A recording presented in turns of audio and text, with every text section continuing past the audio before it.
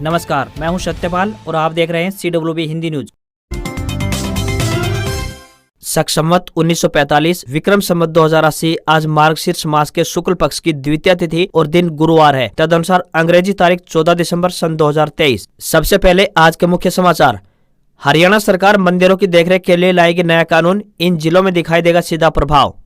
हरियाणा सरकार ने नांगल चौधरी को दिया उपमंडल का दर्जा, 101 गाँव को किया गया शामिल। Indira Gandhi national open university में आई विभिन्न पदों पर भर्ती, 12वीं पास करें आवेदन, बताएंगे पूरी अपडेट। हरियाणा अध्यापक पात्रता परीक्षा 2023 के लिए जारी हेल्प डेस्क ईमेल हुई हैक, शिक्षा विभाग की तरफ से प्रदेश भर के अभ्यर्थियों को सावधान रहने की दी गई हिदायत। गर्भवती महिलाओं के लिए वरदान साबित हुई मातृत्व वंदना योजना, 6,000 रुपए की मिल रही है आर्थिक मदद। संसद सिक्योरिटी ब्रेक के बाद हरियाणा में अलर्ट, विधानसभा सेशन की सिक्योरिटी फिर से रिव्यू होगी, विधायकों के स्टाफ को भी नहीं मिलेगी एंट्री।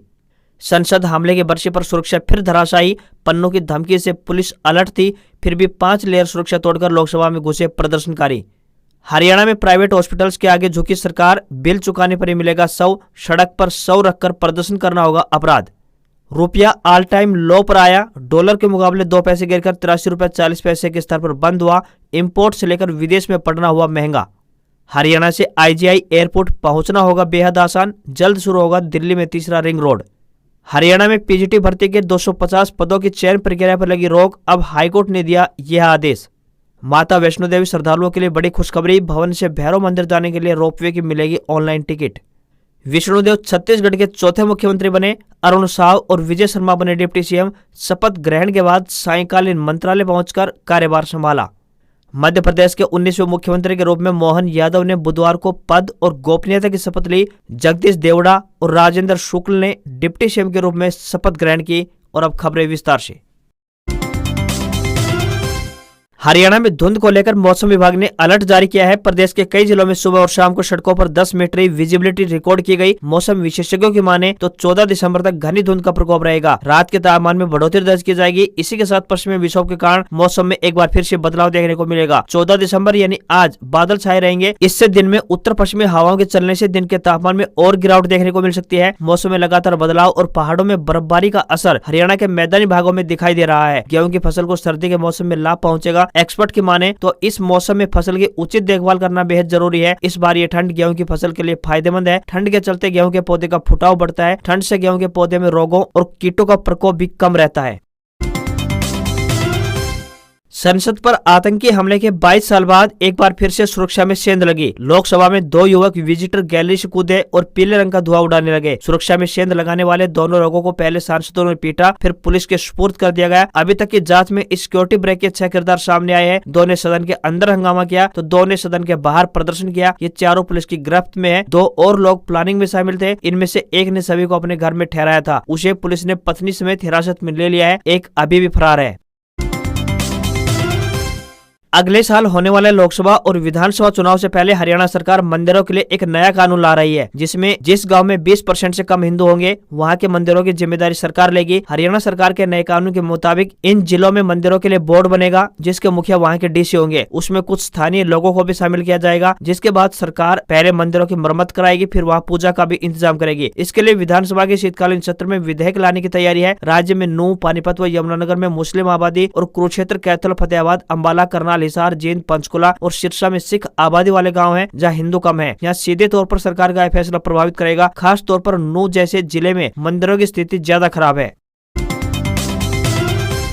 हरियाणा के मनोहर सरकार ने दक्षिण हरियाणा के नांगल चौधरी कस्बे को उपमंडल का दर्जा दे दिया है। सरकार के इस फैसले से नांगल चौधरी के लोगों को प्रशासनिक कार्यों के लिए नारनौल की भागदौड़ अब नहीं करनी पड़ेगी। अब यहीं पर SDM बैठने लगेंगे और लोगों को नारनौल तक चक्कर लगाने में समय व्यतीत नहीं करना होगा। बता दें कि नांगल चौधरी के लोग लंबे समय से उपमंडल का दर्जा दिए जाने की मांग लगातार कर रहे थे। ऐसे में मनोहर सरकार ने उनकी सुनवाई कर बड़ी सौगात दी है। मनोहर सरकार के इस फैसले से महेंद्रगढ़ में उपमंडलों की संख्या बढ़कर 4 हो गई है। नारनौल, महेंद्रगढ़ और कनीना के बाद अब नया उपमंडल नांगल चौधरी होगा। इस नए उपमंडल में 101 गांवों को शामिल किया गया है। सिंघाना रोड पर पड़ने वाले नारनौल उपमंडल के 16 गांवों को भी नांगल चौधरी उपमंडल में शामिल किया गया है। अब इन्हें प्रशासनिक कार्यों के लिए नांगल चौधरी का रुख करना पड़ेगा। इन 16 गांव में बात करें तो बदोपुर, बलाह कला व खुर्द, भाखरी, दोचाना, गैली, गोद, हमीदपुर, जादूपुर, खटोटी कला व खुर्द, कोरियावास, कुलताजपुर, मखसूसपुर, रघुनाथपुरा एवं थाना शामिल है। नौकरी का सपना रखने वाले युवाओं के लिए एक खुशखबरी है। आपको बता दें कि Indira Gandhi national open university की तरफ से विभिन्न पदों पर भर्ती के लिए आवेदन आमंत्रित किए गए हैं। जो भी उम्मीदवार इन पदों के लिए इच्छुक है वह आधिकारिक वेबसाइट पर जाकर अपना आवेदन भेज सकता है। आवेदन करने की अंतिम तिथि 21 दिसंबर 2023 है। जूनियर असिस्टेंट सह टाइपिस्ट के पदों के लिए उम्मीदवार 12वीं कक्षा उत्तीर्ण या समकक्ष होने चाहिए। टाइपिंग टेस्ट में कंप्यूटर पर अंग्रेजी में 40 शब्द प्रति मिनट या फिर हिंदी में 35 शब्द प्रति मिनट की गति होनी चाहिए। वहीं स्टेनोग्राफर के पदों के लिए उम्मीदवार 12वीं कक्षा उत्तीर्ण या समकक्ष होने चाहिए। टाइपिंग टेस्ट में कंप्यूटर पर अंग्रेजी में 40 शब्द प्रति मिनट या फिर हिंदी में 35 शब्द प्रति मिनट की गति होनी चाहिए तथा शॉर्ट हैंड टेस्ट पर हिंदी में 80 शब्द प्रति मिनट की गति होनी चाहिए। न्यूनतम आयु 18 वर्ष, अधिकतम आयु जूनियर असिस्टेंट सह टाइपिस्ट के लिए 27 वर्ष जबकि स्टेनोग्राफर के लिए अधिकतम आयु 30 वर्ष निर्धारित की गई है। इन पदों के लिए उम्मीदवारों को ऑनलाइन आवेदन करने होंगे।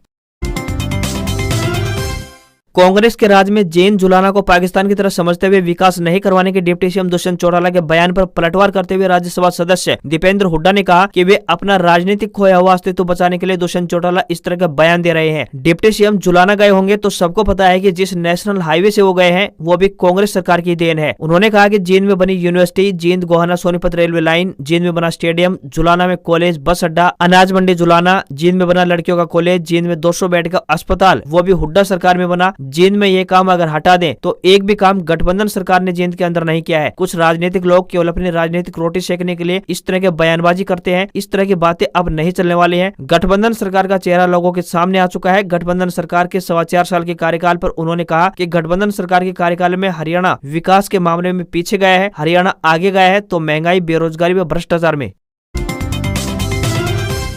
केंद्र सरकार हो या फिर राज्यों की सरकारें महिलाओं के उत्थान के लिए अनेक कल्याणकारी योजनाएं समय समय पर चलाती रहती हैं। सरकार इन योजनाओं के माध्यम से महिलाओं को विकसित और सशक्त बनाने का प्रयास करती है। आज हम आपको एक ऐसी ही योजना के बारे में जानकारी दे रहे हैं जो कि महिलाओं के लिए फायदेमंद है और केंद्र सरकार इसके तहत महिलाओं को 6,000 रूपए भी दे रही है। केंद्र की मोदी सरकार इस योजना के तहत गर्भवती महिलाओं को 6,000 रूपए की आर्थिक मदद का लाभ दे रही है। केंद्र सरकार द्वारा पैसा सीधे महिलाओं के बैंक खाते में ट्रांसफर किया जाता है। आपको यहाँ पर बता दें कि पैसा उन्हीं महिलाओं के खाते में जाएगा जो इस योजना के लिए पात्र होती है। आपकी जानकारी के लिए बता दें कि कुपोषित बच्चों के पैदा होने की समस्या को ध्यान में रखते हुए केंद्र सरकार द्वारा मातृत्व वंदना योजना की शुरुआत की गई थी। इस योजना के तहत गर्भवती महिलाओं को जन्म से पहले और बाद में बच्चों की देखभाल और उन्हें होने वाली बीमारियों से बचाव के लिए 6,000 रूपए की आर्थिक मदद दी जाती है ताकि महिलाएं अच्छी डाइट ले सके और स्वस्थ बच्चा पैदा हो। इस योजना का लाभ उठाने वाली महिलाओं की उम्र सीमा 19 साल या फिर इससे अधिक होनी चाहिए। इससे कम उम्र की महिलाएं इस योजना के लिए पात्र नहीं होंगी। इस योजना का लाभ उठाने के लिए आपको आधिकारिक वेबसाइट wcd.nic.in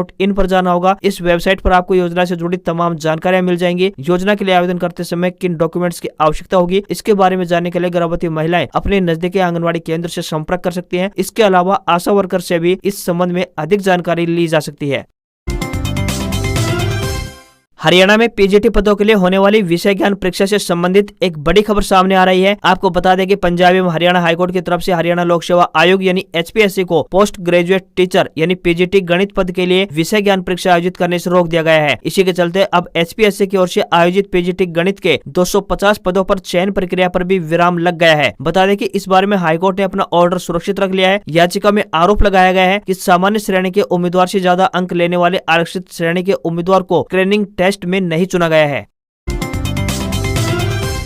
राजस्थान की तर्ज पर हरियाणा में बन रहे मृत शरीर सम्मान विधेयक 2023 को लेकर सरकार बैकफुट पर आ गई है। प्राइवेट हॉस्पिटल प्रबंधन के विरोध के बाद अब अस्पताल का बिल चुकाने के बाद ही 100 परिजनों को मिल पाएगा। दरअसल विधेयक में पैसे नहीं होने पर अस्पताल संचालकों की ओर से 100 देने का प्रारूप तैयार किया गया था, लेकिन अब वह क्लोज हटा दिया गया है। वहीं हरियाणा में 100 रखकर सड़क जाम करने वालों के मामले को रोकने के लिए गृह विभाग की ओर से प्रस्तावित हरियाणा मृत शरीर के सम्मान विधेयक पर गृह मंत्री अनिल विज ने हरी झंडी दे दी है। विधेयक के अनुसार राजस्थान की तर्ज पर हरियाणा में सड़क पर 100 रखकर जाम लगाने वालों पर कानूनी कार्रवाई की जाएगी। विधेयक को स्वीकृति के लिए अब मुख्यमंत्री के पास भेजा गया है। रेलवे क्रॉसिंग पर जाम के कारण घंटों फंसे रहना अब बीते दिनों की बात हो जाएगी। रेलवे क्रॉसिंग बंद होने पर ड्राइवर औसतन 13 मिनट का समय बर्बाद करते हैं। कई बार क्रॉसिंग पर एम्बुलेंस भी फंस जाती है जिससे मरीज की हालत खराब हो जाती है। इन सभी समस्याओं को देखते हुए भारतीय रेलवे ने इन रेलवे क्रॉसिंग को खत्म करने की योजना बना ली है। यहाँ रेलवे ओवरब्रिज यानी ROB और रेलवे अंडरब्रिज यानी RUB बनने जा रहे हैं। रेल मंत्रालय ने लोगों को राहत देने के लिए एक मेगा प्लान बनाया है जिससे कि समय और ईंधन दोनों की बचत तो होगी ही, साथ ही रेल मंत्री ने कहा है कि रेल नेटवर्क पर क्रॉसिंग खत्म करने की दिशा में हम तेजी से काम कर रहे हैं। कांग्रेस राज्यसभा सदस्य दीपेंद्र हुड्डा द्वारा जेजेपी की चाबी को जंग लगने के बयान पर पलटवार करते हुए डिप्टी सीएम दुष्यंत चौटाला ने कहा कि जंग किसको लगा है, ये तो भविष्य की राजनीति के गर्भ में है। एक चीज जो साबित हो गई है कि आज उचाना हरियाणा की राजनीति वाद विवाद का केंद्र बिंदु बन चुका है। कांग्रेस विचारधारा वाले लोग आज प्रदेश का भाईचारा खराब करना चाहते हैं। भाईचारे को किसी भी सूरत में खराब नहीं होने दिया जाएगा। डिप्टी सीएम दुष्यंत चौटाला ने कहा कि किसानों को अनेकों योजना बनाकर लाभ पहुंचाने का काम हमने किया है, लेकिन जब कांग्रेस की सरकार थी तो किसान की सुध तक नहीं ली गई। 2-2 दिन तक किसान को मंडी में अपनी फसल बेचने के लिए रुकना पड़ता था। साथ ही किसान की पेमेंट फसल बिकने के 2-2 महीने तक भी नहीं आती थी। कांग्रेस के राज में जब भूपेंद्र सिंह हुड्डा सीएम थे तो मुआवजा के नाम पर किसानों को 2 रुपए 5 रुपए तक के चेक देकर किसानों का मजाक बनाया गया। साथ ही फसल खराब होने पर हमारी सरकार ने पॉलिसी बनाई कि 15,000 रुपए प्रति एकड़ से कम किसान को मुआवजा नहीं दिया जाएगा। हरियाणा अध्यापक पात्रता परीक्षा 2023 के लिए जारी हेल्प डेस्क ईमेल को हैक कर लिया गया है। ऐसे में अभ्यर्थियों को काफी परेशानी का सामना करना पड़ सकता है। इसको लेकर शिक्षा विभाग की तरफ से प्रदेश भर के अभ्यर्थियों को सावधान रहने की हिदायत दी गई है। हरियाणा विद्यालय शिक्षा बोर्ड अध्यक्ष डॉक्टर वीपी यादव एवं सचिव ज्योति मित्तल ने बताया कि हरियाणा अध्यापक पात्रता परीक्षा 2023 के लिए जारी हेल्प डेस्क ईमेल helpdesk@2023@gmail.com को शरारती तत्वों के द्वारा हैक कर लिया गया है। सभी अभ्यर्थियों को सूचित किया जाता है कि इस ईमेल से प्राप्त किसी भी संदेश या किसी भी राशि की मांग स्वीकार न करें। अधिक जानकारी के लिए बोर्ड की आधिकारिक वेबसाइट www.bses.org.in पर विजिट करें। राजधानी दिल्ली वालों के लिए एक अच्छी खबर है। दिल्ली को जल्दी तीसरी रिंग रोड मिलने वाली है। इससे जाम से मुक्ति मिल जाएगी। दरअसल 75 किलोमीटर लंबे अर्बन एक्सटेंशन रोड प्रोजेक्ट का काम लगभग पूरा हो चुका है। अर्बन एक्सटेंशन रोड 2 उत्तरी दिल्ली के अलीपुर से शुरू होकर महिपालपुर तक जाएगी। यह प्रोजेक्ट जल्दी शुरू होने की उम्मीद है। यह bypass inner outer ring road, Dhaulakuan, Rohtak road और NH44 पर ट्रैफिक कम करने में मददगार होगा। इस सड़क की मदद से गुरुग्राम और IGI एयरपोर्ट के बीच यात्रा आसान हो जाएगी और यात्रा का समय भी काफी कम हो जाएगा। पंजाब हरियाणा से आने वाले लोगों को एयरपोर्ट पहुंचने में लगभग 2 घंटे तक का समय लगता है। इस रिंग रोड के बनने से यह सफर 20 से 30 मिनट मात्र समय में पूरा हो जाएगा। यह सोनीपत और बहादुरगढ़ बाईपास को भी कनेक्टिविटी प्रदान करेगा। भारतीय शेयर बाजार में मामूली बढ़त देखने को मिली है। सेंसेक्स 33 अंक की तेजी के साथ 69,584 के लेवल पर बंद हुआ। वहीं निफ्टी में भी 19 पॉइंट की तेजी दिखाई दी और ये 20,926 के स्तर पर बंद हुआ। सेंसेक्स के 30 शेयरों में से 18 में तेजी और 12 में गिरावट देखने को मिली है। सोने चांदी के दामों में गिरावट देखने को मिली। 10 ग्राम सोना 76 रुपए सस्ता होकर 61,201 रुपए बिका। इस महीने की शुरुआत में भाव 63,805 रुपए प्रति 10 ग्राम के स्तर पर पहुंच गया था। वहीं चांदी में भी गिरावट देखने को मिली है और ये 677 रुपए सस्ती होकर 70,898 रुपए प्रति किलोग्राम के स्तर पर पहुंच गई है। इससे पहले ये 71,575 रुपए पर थी। 4 दिसंबर को चांदी 77,000 रुपए के पार पहुंच गई थी। इसके बाद इसमें गिरावट देखने को मिली है। अमेरिकी डॉलर के मुकाबले रुपये में 2 पैसे की गिरावट देखने को मिली और ये 83 रुपए 40 पैसे प्रति डॉलर के स्तर पर अब तक के निचले स्तर पर बंद हुआ है। इससे पहले 5 दिसंबर को डॉलर के मुकाबले रुपया 83 रुपए 39 पैसे के अपने सबसे निचले स्तर पर बंद हुआ था। फॉरेन एक्सचेंज ट्रेडर्स के मुताबिक कच्चे तेल की कीमतों में गिरावट के चलते डॉलर को सपोर्ट मिल रहा है। कच्चा तेल 76 अमेरिकी डॉलर प्रति बैरल के कारोबार कर रहा है। रुपया मंगलवार को 83 रुपए 38 पैसे प्रति डॉलर पर बंद हुआ था। रुपए में गिरावट का मतलब है कि भारत के लिए चीजों का इम्पोर्ट महंगा होना है। इसके अलावा विदेशों में घूमना और पढ़ना भी महंगा हो गया है। अब $1 के लिए छात्रों को 83 रुपए 40 पैसे खर्च करने पड़ेंगे। इससे उनकी फीस को लेकर रहना और खाना और अन्य चीजें महंगी हो जाएंगी। डॉलर की तुलना में किसी भी अन्य करेंसी की वैल्यू घटे तो उसे मुद्रा का गिरना, टूटना या कमजोर होना कहते हैं और अंग्रेजी में करेंसी डेप्रिसिएशन। आज खबरों में बस इतना ही। देखते रहिए आपका अपना हरियाणा का सबसे बेहतरीन news channel CWB Hindi news. नमस्कार। इसी आशा के साथ आपका दिन शुभ रहे।